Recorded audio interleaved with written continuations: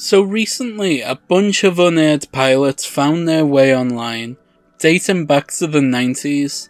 What I want to do is look at these pilots and determine two things. 1. Did it have potential? And 2. How different would popular culture be if this pilot was picked up for series? Now this one was one of 2 unaired pilots starring Alicia Silverstone, but I chose this one because Danny DeVito stars in it and he directed it. What's interesting about this is the fact that this pilot is from 2005. Not long after it was filmed, FX would tell the Always Sunny gang that they had to add an additional famous face to the crew if that show was going to continue. So if this pilot had been successful, then we may have never gotten Danny on Always Sunny. His schedule could have been very easily too busy to star on that show. So thank God this show was dreadful, and believe me, it is dreadful. Oh, and Deb, the sister from Dexter, she's also in this. And if this show was a hit, then she would never have been free to sign up for that show, and she never would have married the star. That's what I love about these TV pilots, seeing how different pop culture would be if they were successful. I'm hoping to make this a series, so let me know if there are any particular unaired pilots you want me to talk about. For now, let's talk about Queen Bee. This series stars Alicia Silverstone as a woman who slowly realises that she doesn't have the same effect on people as she did in high school.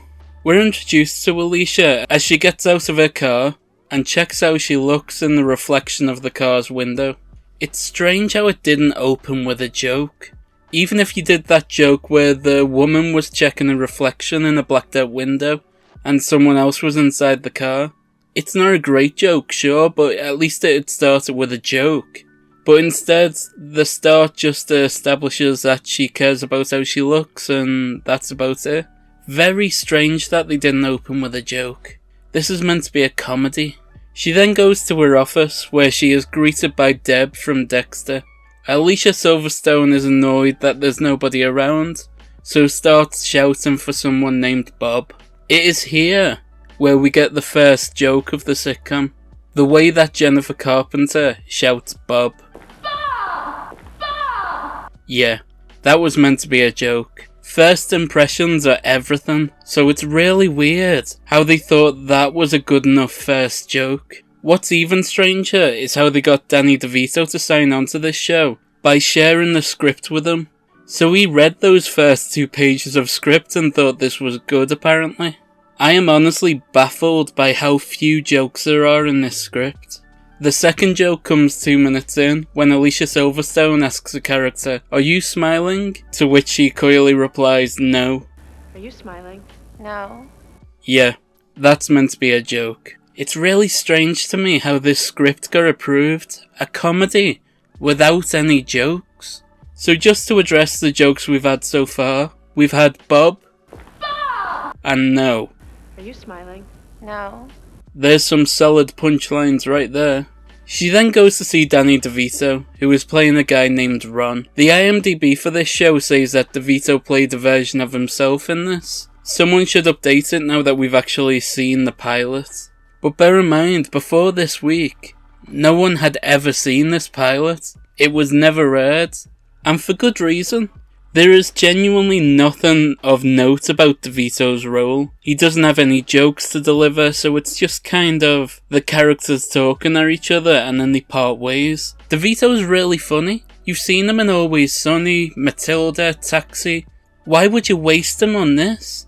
I've always wondered what happened to Alicia Silverstone. She was huge in the 90s, then started playing mothers in about 2010, but in between that it looks like she was trying to make it in TV. There's another unaired pilot that she starred in that recently found its way online. If you want me to talk about that one, then let me know in the comments. The third joke in the show comes at the 4-minute mark, when the character Alicia Silverstone calls Bob, tells her that her name isn't actually Bob. Yeah, that's a joke. This is actually tragic. We're 4 minutes into a 23-minute episode, and there have been 3 jokes. Less than a joke a minute.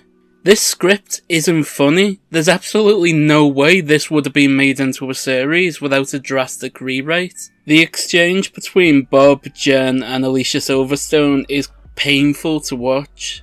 I'm not quite sure what they were going for here. Thanks, though. No problem. Did you see her earrings? Research yarn. Yarn's gonna be hot. I hate her.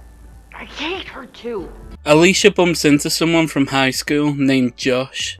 As she steps out of her office, she accidentally sets off her rape alarm a few times, which she calls her personal safety siren. Why didn't they just call it what it was? But yeah, I just moved back here and it's so nice to see a familiar face. Oh, sorry, that's my personal safety siren. It goes off a couple of times, which is fine. At least it's like getting towards the idea of what comedy is. The guy then does a fall. Tomorrow night, 8 o'clock. And then a kid does a fall a few moments later. Probably because someone behind the scenes went, "This is meant to be a comedy, where's the comedy?" And they translated that to, "Oh, you want the characters to trip over everything? We can do that. Oh look, it's Roy from The Office." This is 2005 as well. I wonder if his role was intended to be a regular one. It might have gotten in the way of him filming The Office. See, little bits like that. This is the stuff I'm interested in these pilots for. What would have kept these actors busy and away from the roles they went on to play? Alicia goes home and looks in a yearbook, where she says that Josh was a dork in high school, despite the fact that he looks exactly the same but with a pair of glasses on. They then make a joke about how Alicia looked the same back then. If only she was wearing glasses. They wouldn't be saying that, would they? The universe of the Queen Bee seems to operate on Clark Kent logic. And for some reason, Bee lives with some dude named Patrick. It's never referenced why they're living together, especially since she has a good job. She wouldn't need a roommate. They clearly just need the character for her to talk to when she's at home. They should have just made him a neighbour or something, wouldn't that make more sense? Josh then reveals that he has bought the entire block around Bee's office. Oh, that's his name, by the way. I was getting tired of calling her Alicia Silverstone every time. Josh says that he not only bought the whole block, but he bought the restaurant that they're in and moved back to the States, all in an attempt to woo her. A girl he knew briefly in high school and didn't speak to once. How does she reply to this? Like a normal person? Does she scream and run away? No. She says, "Yeah, okay, cool." What she should have done is set off a personal safety siren. This is how the scene should have went. All a part of my grand gesture. I'm wooing you. I even bought this restaurant, which I now see was a huge, huge mistake. They go on a date to a fun fair and almost get a purple monkey. There's another celebrity. Is that the purple monkey from the Lonely Girl 15 YouTube videos? He then has the balls to tell her that she's a bad person and dumps her. The creepiest guy in the universe dumping Alicia Silverstone. Ridiculous. The twist of the show is then revealed. That Queen Bee doesn't mean what she thought it meant. Yeah, B stood for B, as in... I'm getting rid of Britta. What am I doing? I'm getting rid of the bee. She's a no good bee. I don't like how the cast interacts. Jennifer Carpenter really hams up a performance as though she was told to overact and turn it all up to 11. But it's not particularly funny or entertaining, it just looks like she's acting. Then there's a joke. Well, I'm being kind there by describing this as a joke. The show's idea of what comedy is isn't very accurate. But B has a line where she says that benches should all have adverts for missing kids on them. So if someone spots a missing kid, they make them sit on the bench and wait. It's not really funny, nor is it a good idea. Not sure why they included it at all, really. I realise that not all jokes in the show are gonna get a laugh, but at the very least, they should aim to get a slight exhale and a, "Oh yeah, that was a joke." But this show doesn't even get that. It fails at the very basics of being a comedy show. We then get what's essentially a Family Guy cutaway gag where B is walking some dogs and loses control over them. It's not funny. I don't know why they included it. But then again, you could say that for most of the scenes in this episode. DeVito then reappears to say hello and then vanishes again. Why is he in this? Why did he sign up to this? Honestly, if we had lost him in Always Sunny to this travesty of a show, I would have been fuming. B then kicks off because she's mad at Josh for not fancying her. It's weird because we kind of end the show without the characters having learnt anything or grown in any way. And it's not like some jokes were told along the way that made it worthwhile. It was just scene happening, then another scene happening. Characters just standing around talking at each other.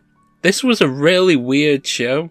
I'm planning on making this a series of videos where I look at unaired pilots. And one of the things I was hoping to do in this series is think of ways that the pilot could have continued had it been picked up to series. But with this one, I genuinely don't know. The plot is said to revolve around a woman who slowly realises she doesn't have the same effect on people as she did in high school. But does that really have legs for a multi-series story? How many episodes could you even do with this thing before you completely run out of stories to tell?